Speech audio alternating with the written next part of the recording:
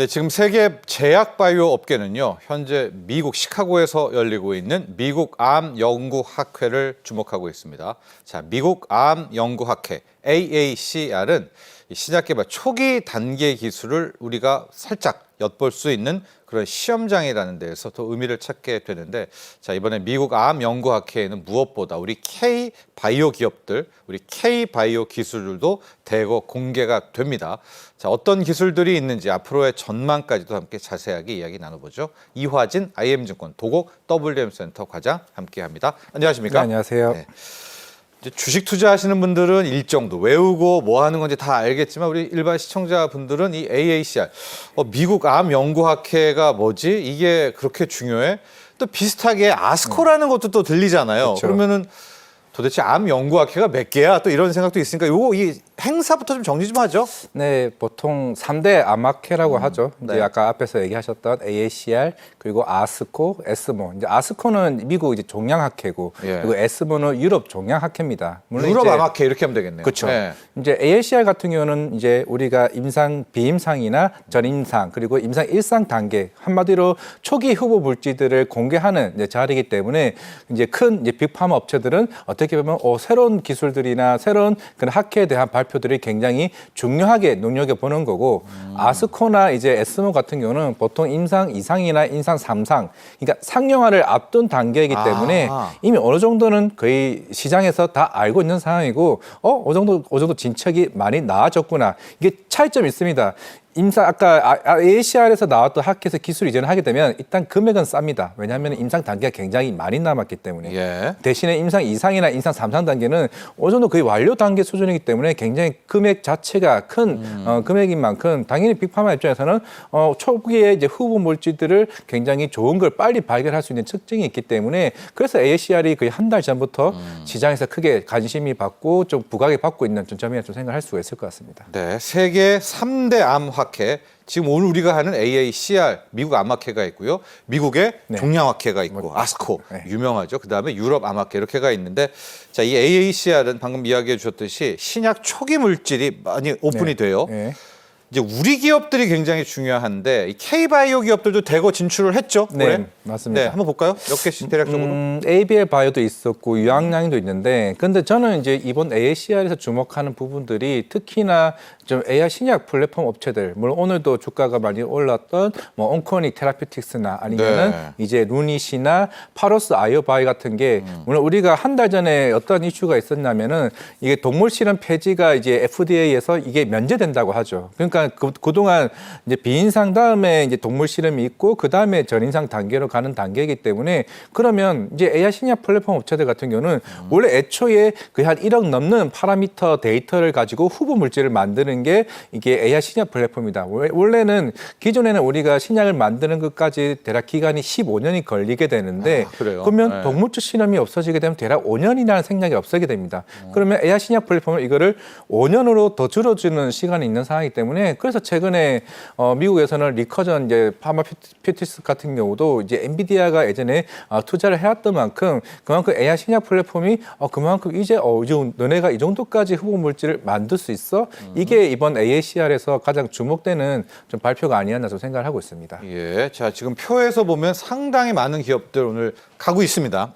거기 가서 이제 신약들, 자신들의 초기 단계 연구 성과들을 공개하게 되는 것이고요. 방금 이화진 과장께서도 이야기를 해주셨지만 이제는 신약 개발, 그러니까 약이 나올 때까지 기간이 뭐 과거에 20년 걸렸던 게 이번에 그 동물 실험 빼면은 완전히 좀 많이 줄죠? 그렇죠. 많이 주게 되고, 실제적으로 그러면 우리가 보통 15년, 20년을 이제 보고는 있습니다. 그만큼 이제 동물 실험 자체가 우리가 대표적으로 볼 게 ABL 바이오가 그렇거든요. ABL 바이오가 1년에 대략 한 600억, 700억 정도 R&D 비용이 드는데, 그 비용이 뭐냐면은 원숭이랑 쥐를 사는 비용입니다. 그게 이제 동물 실험을 통해서, 왜냐면은 우리가 내 혈관 장벽에 약물을 투여를 해야 되는데 당장에 사람에게 약물을 투여를 할 수는 없잖아요. 그러니까 그 동물 실험에서 어느 정도 약효에 대한 효과가 데이터가 나와줘야 일상 원숭이. 단계에서 예. 사람으로 들어가는 예. 거죠. 그런 상황이기 때문에 그러면 이거를 대체할 수 있는 게 뭐냐? 그게 저는 AI 신약 이제 플랫폼이나 이제 아니면은 이제 적응증 관련된 모델, 희귀 의약품 쪽으로 이제 AI 신약을 만들 수 있는 파로스 아이오바이오 같은 회사들이 조금 이번에 좀 각광을 좀 받지 않을까라고 생각을 하고 있기 때문에 네. 그만큼 이제 이게 AI 신약 자체가 그러니까 약물에 대한 그 실험 기간, 임상 기간은 굉장히 큰 폭으로 좀 줄어들 수 있는 상황이기 때문에 우리는 제약바이오에 대한 경쟁 상대가 어디냐? 저는 개인적으로 엔비디아로 생각하고 있습니다. 그만큼 네. 엔비디아 기술로 인해서 그만큼 AI 속도에 대한 진전이 굉장히 좀 빨라질 수 있다고 좀 보고 있기 때문입니다. 자, AACR 미국의 암 연구 학회 이게 초기 신약 단계 물질을 많이 다루고 있기는 합니다. 그래서 여기서 대박이 좀 터질 확률이 적다는 분도 계시고 여기에서 오히려 더 많이 터질 수도 있다라고 보는데 어떻습니까? 올해 이제 오늘이 마지막 날이잖아요. 네, 어떤 네. 좀 현재까지 좀 핫 이슈가 있나요? 이게 아직까지는 대표적으로 기술 이전에 대한 계약은 없는데 아직까지는. 물론 네. 이제 앵커님도 말씀하셨지만 계약이 나올 수는 있습니다. 잘 나올 수는 있어요. 그런데 초기 임상 단계이기 때문에 우리 옛날에 한미약품도 산오피와 관련해서 2015년일 겁니다. 그때 기술 이전을 했죠. 근데 그 뒤에 어떤 이슈가 있었냐면 기술에 관련된 반환 이슈가 있습니다. 네. 그러니까 초기 임상이잖아요. 네. 이게 임상 2상, 3상이면 굳이 걔네들은 비싼 돈 주고 사기 때문에 적어도 이제 기술 반환을 안 하게 되는데, 그러니까 이런 리스크가 있습니다. 대부분의 제약 애널리스트 얘기 분들이 하시는 게 전체 계약 금액에서 이게 초반 그 업프런트 계약금이 5%냐 아니면 8%냐 이 대략 차이가 있는데 5% 이하게 되면은 적어도 이 빅파마 업체들이 적어도 5% 이하게 되면은 언제든지 나중에 계약 일단 해보긴 해보는데 해보는데 기술 반환 리스크가 있다는 거죠. 그런 거를 조금 우리는 좀 중장기적으로 고민을 해볼 필요 있는 상황이기 때문에 우리가 알고 있는 ABL 바이오 알티오진 같은 경우는 대부분 5%가 넘는 상황입니다. 그렇기 때문에 좀 기술력을 인정받을 수 있는 그게 촉도가 초반에 업프런트 계약금이 전체 금액에서 얼마를 받았느냐 이 퍼센트가 좀 중요할 수 있다는 말씀드리겠습니다. 네. 오늘까지는요, 아직까지 핫 이슈라든가 뭐 빅딜은 없었습니다. 그러나 또 암학회 끝나고 나서는 어떻게 될지 모르기 때문에 아직 좀 기대감은 유지를 한 채 우리 K바이오 기업들 몇 가지 사례 보도록 하겠습니다. 앞서 표에서 많은 기업들 갔는데 특히 셀트리온 이야기 많이 나옵니다. 셀트리온은 네. 바이오시밀러 하는 곳인데 네. 여기 신약 개발도 많이 하고 있지 않습니까? 이번에 다중항체 기반의 항압 신약. 좀 어렵습니다. T세포 인게이저인데 네. 좀 전문적이기는 하지만 그래도 설명 좀 해주시죠. 네, 작년도에 이제 사실 서성진 회장님이 이제 복귀를 하게 되면서 네. 그동안 이제 우리는 바이오 시밀러 쪽에 굉장히 치중을 해왔었는데 앞서 얘기했던 것처럼 신약 파이프라인 그리고 CDMO 그리고 ADC까지 진출을 하겠다고 얘기를 했습니다. 물론 CDMO는 예전에도 사실 사업을 하다가 철수를 그렇죠. 했어요. 네, 그래서 다시 이제 하긴 한데 네. 물론 이거는 좀 삼성 바이오로이스와 비교를 하게 되면 워낙 이제 생산 규모 자체가 좀 차이가 좀 날 수는 있는 상황이고 다중항체 같은 경우는 우리가 이제 ABL 바이오가 대표적으로 이제 이중항체 이제 플랫폼이죠. 보통 우리가 약물을 투여를 하게 됐을 때 단일 항체로 합니다. 우리가 일반적으로 아는 거는. 근데 그게 분자 크기가 크기 때문에 이게 특히나 뇌혈관 같은 경우는 혈관이 두꺼우면은 약물이 안 들어가요. 그래서 이제 이중 항체를 하게 되면은 그만큼 이제 분자가 쪼개지게 되면서 더 이제 약물이 더 투여가 쉬워지는 거죠. 그러면 이제 셀트리온 다중 항체는 이것도 AB바이오도 하고 있습니다. 이게 Y바이오 로이스도 마찬가지인데, 그러니까 3중 항체라고 합니다. 더 굉장히 미세하게 약물을 투여할 수가 있기 때문에 그렇게 되면 약물이 효과가 굉장히 좋아지게 되고 그에 따른 이제 흐름이 좋아질 수 있는 건데, 그러면 이제 T세포 아까 말씀을 하셨고 인게이지 플랫폼이라는 거는 물론 우리 기존에 있는 면역항암과 그 암세포가 같이 이제 물리적으로 연결을 해서 그걸 가지고 이제 향후에 그 모달리티 우리 흔히 치료 접근 방법이 굉장히 다양하다고 얘기를 하고 있는데 우리가 ADC가 이거를 흔히 말해서 우리가 유도 미사일이라고 얘기를 하죠. 그 암세포만 딱 이제 타깃을 시켜서 이제 세포만 죽이는 게 이제 ADC인데 그런 복합적인 이제 모달리티 접근 방식을 통해서 이제 암세포를 사멸시키는 이제 그런 항암 치료 방법이라고 좀 말씀드릴 수가 있을 것 같습니다. 네, 자, 이 ADC 기술 시장 여기에 셀트리온도 뛰어들었고 그 전에 우리 K바이오도 많이 가고 있습니다. 네.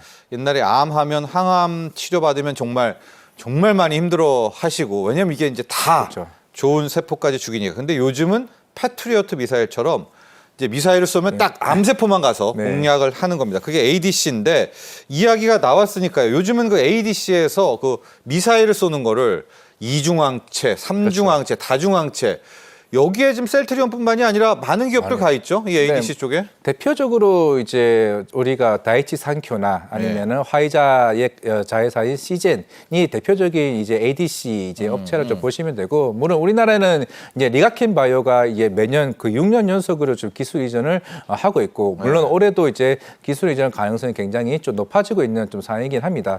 그래서 이제 저는 우리 회사 같은 경우는 우리나라 같은 경우는 사실 신약 파이프라인을 만드는 업체들보다는 결국 바이오 플랫폼 업체들이 굉장히 주목을 받고 있죠. 기술. 그렇죠.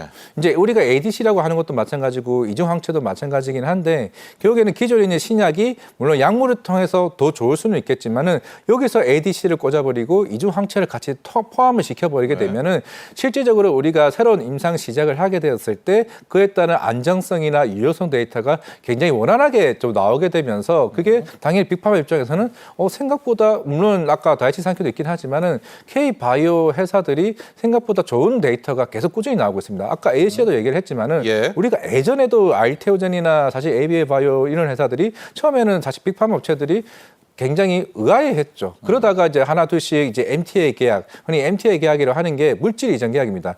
우리한테 물질을 한 6개월 정도 받아가서 테스트를 해본 다음에 그 이후에 이제 본계약을 하는 거거든요. 이제 근데 지금 상황이 완전히 뒤바뀌었습니다. 이제 ACR뿐만 아니라 이제 특히 빅파마 업체들 같은 경우는 우리나라 뭐 리가켄도 마찬가지겠지만은 생각보다 그 이전에 실제로 그 업계 사람들을 만나게 되면 예전에는 한 30분 정도 그냥 형식적으로 미팅을 했다고 해요. 근데 요즘 같은 경우는 굉장히 진지한 미팅을 하고 있다는 측면이 있기 때문에 그런 ADC나 이중 항체와 관련 기술력은 사실 제가 봤을 때는 거의 세계 탑 수준까지 올라오지 않았나 생각을 하고 있습니다. 예, ADC라는 게 기술이고 뭐 그전에 알테오젠도 정맥 주사를 SC제형으로 바꾸는 이런 다 기술 아니겠습니까?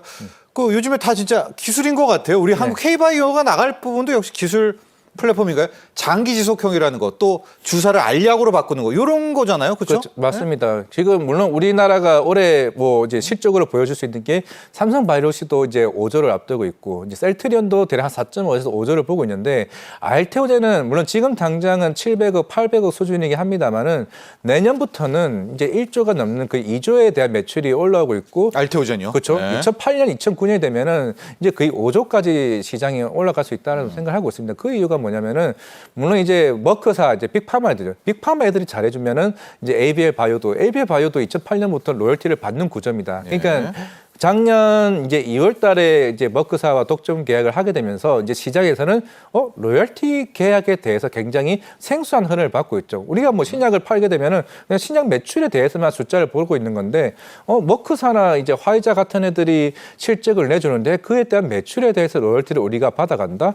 이게 실제로 머크가 1년에 키트로다만 버는 수익이 거의 50조가 가까이 됩니다. 네. 그러면 그 50조에서 만약에 SC로 전환율이 50%를 가정을 하게 되면 25조죠. 그 25조에서 지금 로열티가 이제 아직 비공개긴 하지만은 5%만 가절하더라도 그 대략 1.2조에서 1.5조입니다. 네. 그런 이제 수익성에 대한 부분들이 시장에 워낙 부각되다 보니까 이제 알테오젠이나 바이오 플랫폼에 대한 시장이 조금 부각되지 않나 생각을 하고 있습니다. 네, 바이오 기술 플랫폼 이야기도 했습니다. ADC에서도 알테오젠 같이 한번 터져야 될 것 같아요. 우리 K바이오에서 꼭 나오길 한번 기원해 보도록 하겠고요. 이번에 한미약품도 아마케에 갔는데 가장 많은 뭐 연구 성과 발표했다 이렇게 뉴스에도 나왔더라고요. 한미약품 이야기도 잠깐 해볼까요? 사실 뭐 한미약품 사실 다른 제약바이오 대비해서 조금 굉장히 조금 부진한 이제 주가 실적을 좀 보여주고 있죠. 물론 이제 실적은 좀 아쉬운 측면은 있긴 하지만은 물론 한미약품도 기존에 명확 항암제도 예전에도 대략 한 10년 전에 산오피의 기술 회전 부분도 있었고, 그리고 메시 치료제 우리가 흔히 얘기하는 간 관련제 치료제이기도 하고, 그리고 이제 비만 치료제도 지금 인상 3상 한 잔 머리까지 어느 정도 마무리가 된 상황입니다. 그게 어느 정도 포텐이 터진다라고 하게 되면은 좀 기대감이 있다라고 생각을 하고 있고, 물론 이번 그 ACR에서도 임상이 오늘 하나둘씩 이제 공개되는 흐름이 있는 상황이긴 하겠지만은 아직까지는 그 한미약품에 대한 기술력에 대한 부분은 좀 시장에서는 조금은 좀 지켜봐야 되는 측면이지 않을까 생각을 하고 있습니다. 다들 제 주변에서도 물론 한미약품과 관련해서도 최근에 워낙 이제 물어보는 케이스가 많고, 물론 작년에는 특히 대주주 관련 이슈가 굉장히 컸었죠. 컸었긴 했지만은 이제 한미약품은 물론 국경 쪽 이제 한미 범인이 실적이 조금 개선되는 부분도 좀 있지 않아 없긴 하겠지만은 네. 특히나 이번 AACR에 대해서 임상은 조금은 저는 개인적으로 좀 지켜보는 수준에 좀 봐야 되지 않나 생각하고 있습니다. 코로나 백신 때 이 mRNA가 참 많이 언급됐었잖아요. 그때 한미약품이 뭐 하려고 하니 mRNA 플랫폼 기술도 좀 조명받았던 것 같은데 이 mRNA는 좀 어떻게 돼가고 있습니까? 이게 약간 좀 시들은 것 같아요, 전반적으로. 한미약품은 아직도 좀 하고 있는 것 같은데요, 이쪽. 네, 맞아. 한미약품도 마찬가지고 아미노로직스나 실제로 뭐 ST팜 같은 여러 네. 이제 지금 회사들이 되게 속 ST팜. 꾸준히 네. 지금 이게 mRNA 플랫폼과 관련 얘기를 해왔었죠. 이제 하긴 했었지만은 물론 이런 항체와 관련된 시장에서는 물론 이게 2021년쯤에 좀 부각이 되어 왔었지만은 네. 아직까지는 뜨거웠는데. 임상 좀 진행 중인 좀 상황이라 좀 보시면 되지 않나라고 생각하고 있습니다. 물론 이제 이게 중장기적으로 봤을 때는 mRNA 플랫폼은 다양한 이제 그런 항암 관련 부분과 시너지가 좀 나올 수 있는 부분은 좀 맞긴 하겠지만은 사실 지금 당장의 이제 시장 자체는 워낙 이제 비만 치료제나 아니면 폐암 치료제, 물론 간암 치료제는 최근에 HLB가 임상 3상을 조금 앞두고는 있긴 하겠지만은 아니요 FDA 승인을 앞두고 있는 상황이긴 하겠지만은 아직까지는 mRNA 플랫폼 자체만으로 수익성이 당장에 지금 어느 정도 올라가기는 조금 쉬운 상황은 좀 아니다라고 봤을 때는 네. 특히나 워낙 코로나 때 그런 항체와 관련된 이슈가 부각이 되었었기 때문에 그때 잠깐 움직였지 결국은 지금 당장에 시장에서 좀 핫하는 좀 소스는 아닌 것 같습니다. 네. 자, 앞서 잠깐 알테오전 때 이야기를 해줬지만 우리 K바이오가 어디로 나가야 되느냐. 신약도 좋은데 이 신약은 워낙 빅파마가 강하니까 그래서 이 바이오 기술, 이 플랫폼 기술 쪽 이야기 많이 나오거든요. 뭐 장기 지속형, 제형을 바꾼다든가 이번에 뭐 이중항체 ADC라든가 K바이오가 이쪽은 어떻습니까? 가능하죠? 좀 성장성이 있죠? 한번 해볼 만합니까? 네, 지금 물론 이제 알테전보다 에이비바이오가 지금 주가가 굉장히 좋은 상황인데 네. 이게 지금 올해 하반기에는 ADC 이제 이중항체 어떻게 보면 우리나라 최초로 이제 전임상 등록을 하는 회사가 일단 ABL 바이오입니다. 9월 달에 첫 번째 신청을 하고 그리고 11월 그리고 내년 4월에 지금 일정상 ADC 이중항체를 좀 전임상 이제 등록을 할 걸로 보이고 있는데 이미 예. 작년에 6월쯤에 실제로 이제 우리나라 뭐 사모펀드나 이제 벤처 캐피탈 쪽에 1,400억 자금을 조달을 했습니다. 이게 결국에는 다른 데 쓰는 게 아니라 ADC 이중항체 쪽으로만 이제 R&D 비용을 쓰게 어느 정도 1,400억 자금을 모았었기 때문에 그만큼 이 자금을 통해서 조금 시장에서 부각을 받건데 이게 3월 달에 한번 실제로 ADC 전문가들을 상대로 한번 리뷰를 한번 했었고 네. 그만큼 어나운스를 했습니다. 그만큼 진행 과정은 굉장히 꾸준히 좋았다는 측면이 있는 상황인데 GSK입니다. 네, 네, 그렇죠. 정말 빅파마죠. 그렇죠. 네. GSK 저도 굉장히 큽니다. 저도 이게 이상원 대표님 입에 간담회에서 들었던 거는 실제로 1월 달에 JP모건 헬스케어 때 이미 와서 딜을 성사를 시켰다 합니다. 네. 그때 한 3개 정도 과정이 나왔었고 근데 이제 시장에서 얘기하는 그런 것 같아요. 저는 이제 물론 우리나라 제약바이오 업체들 다 좋을 수는 있겠지만은 이게 AB바이오나 알테오젠 왜 자꾸 시장에서 부각을 받느냐면은 사실 처음이 힘들잖아요. 네. 사실 빅파마 입장에서는 이 회사가 누구냐 하겠지만은 처음 이제 물론 산업피와 기술 이전을 3년 전에 했고 그리고 이번에 GSK를 이제 계약을 하게 되면서 다른 빅파마 업체들이 얘네들이 이 정도까지 그러니까 누적으로 치면 거의 6조 가까이 기술 이전을 했습니다. 그렇다는 거는 어느 정도 MTA 계약을 테스트할 필요가 없이 새로운 기술 이전을 할 수 그렇죠. 있다라고 이번에 이상훈 대표님이 얘기를 했거든요. 이 K바이오 브랜드도 높이는 거 아니에요? 그렇죠. K바이오 맞습니다. 브랜드가 굉장히 높아진 네. 겁니다. 물론 알테오젠도 처음에 해외 빅팜 업체들은 알테오젠이 어떤 회사냐라고 얘기할 정도로 굉장히 생소한 이제 해외 언론사에서 얘기가 나왔다시피 네. 이번에 GSK가 4조짜리의 계약을 해왔다는 거는 그만큼 지금 이제 다음 타자가 될 수는 있긴 하겠지만은 그만큼 적어도 신약은 모르겠지만은 K바이오 플랫폼에 대한 네. 기술만큼은 이제 시장에서 굉장히 으뜸으로 갈 수 있는 측면이기 때문에 알츠하이머나 이제 아까 얘기했던 파킨슨 치료제 같은 경우는 일단 제가 볼 때는 B 플랫폼은 일단 독보적입니다. 좋습니다. 물론 이게 월요일에도 이게 공시가 나왔었는데 IGF 자, 문화 특허 이슈가 네. 있겠죠. 네. 자, 우리 또 이화진 과장 나왔으니까 아직 트럼프의 품목벌 관세 중에서 의약품 관세는 안 나왔습니다. 이거 한번 전망 좀 해주시고 우리 정부의 대응 방안. 그래도 우리는 신약이 아니라 기술이어서 네. 관세는 피해간다. 좀 이런 낙관도 있는데 또 모르잖아요. 우리가 그렇죠. 너무 또 낙관하는 건 안 좋지 않습니까? 네, 맞습니다. 또 SK 바이오팜 같은 경우는 네, 세보나메이트 같은 경우 미국 쪽으로 이제 비중이 굉장히 높기 때문에 당연히 간세 영향을 매기게 되면은 어느 정도 좀 피해는 좀 입을 수는 있긴 하겠지만은 특히 CDMO처 같은 경우는 뭐 삼성 바이오로이스나 그렇죠. 뭐 셀트리온 같은 네. 경우는 애초에 다릅니다. 왜냐하면은 흔히 우리가 이제 미국에 진입해서 약을 팔게 됐을 때는 CDMO가 이게 간세를 부담하는 게 아니라 실제로 이제 빅파마 업체 이게 실제로 머크나 화이자가 간세를 부담을 하기 때문에 그 수익 구조가 아예 다른 측면이기 때문에 사실 간세를 뭐 몇 프로 넘기더라도 좀 큰 차이는 없고 물론 트럼프는 계속 꾸준하게 특히 이제 의약품과 관련해서도 네. 굉장히 낮은 가격을 좀 추구를 하는 측면이 있는 상황이기 때문에 저는 개인적으로 피해는 크지는 않을 수는 있다 보고 있는데 네. 오늘 워낙 이제 북미 의약품 시장이 이제 크다 보니까 예, 거기에 따라서 이제 뭐 SK 바이오팜이나 여러 회사들 같은 경우는 특히 정부에서도 어느 정도 충분히 관련해서 트라이를 할 수 있는 부분이 조금 잇따라 좀 볼 수 있지 않을까 생각을 하고 있습니다. 네, 자 이렇게 정리하겠습니다. 지금까지 도움 말씀에 이화진 IM증권 도곡 WM센터 과장과 함께했습니다. 고맙습니다. 네, 감사합니다.